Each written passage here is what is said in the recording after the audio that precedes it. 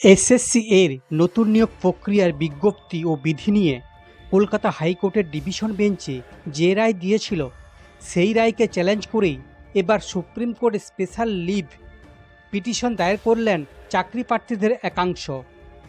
আগামী সপ্তাহে এই মামলার শুনানির সম্ভাবনা।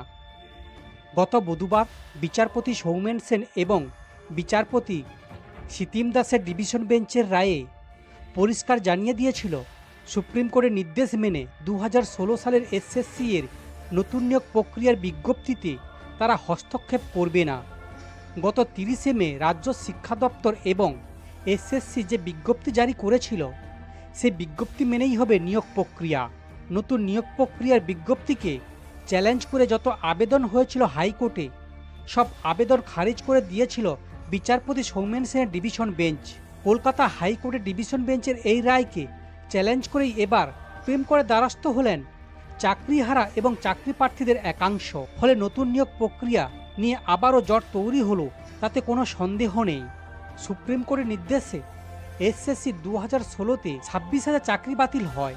এরপর স্কুল সার্ভিস কমিশনকে নতুন বিজ্ঞপ্তি প্রক্রিয়া শুরু করার নির্দেশ দেয় দেশের সর্বোচ্চ আদালত এবং এই বছরে 31শে ডিসেম্বরের মধ্যে নতুন নিয়োগ প্রক্রিয়া শেষ করার নির্দেশও দেয় সুপ্রিম কোর্ট।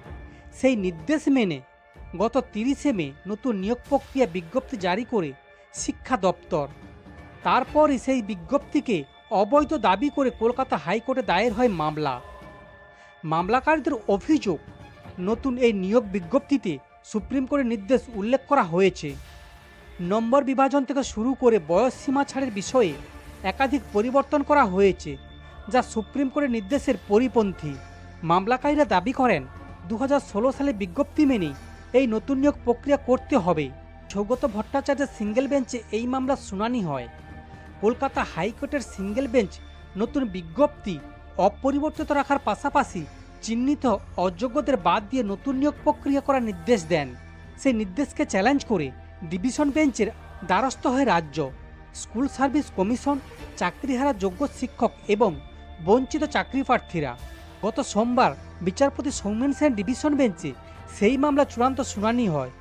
সব পক্ষের বক্তব্য শোনার পর চূড়ান্ত শুনানি শেষ করেন বিচারপতি সৌমেন সেন ডিভিশন বেঞ্চ। গত বুধবার রায় ঘোষণা করতে গিয়ে বলেন এসএসসি নতুন নিয়োগ বিজ্ঞপ্তিতে হস্তক্ষেপ করবে না আদালত। সেই সঙ্গে এসএসসি নতুন নিয়োগ বিজ্ঞপ্তিকে চ্যালেঞ্জ করতে যত আবেদন হয়েছে সব আবেদনও খারিজ করে দেন তিনি। এই নির্দেশকে চ্যালেঞ্জ করেই এবার সুপ্রিম কোর্টের দ্বারস্থ হলেন চাকরি প্রার্থীরা।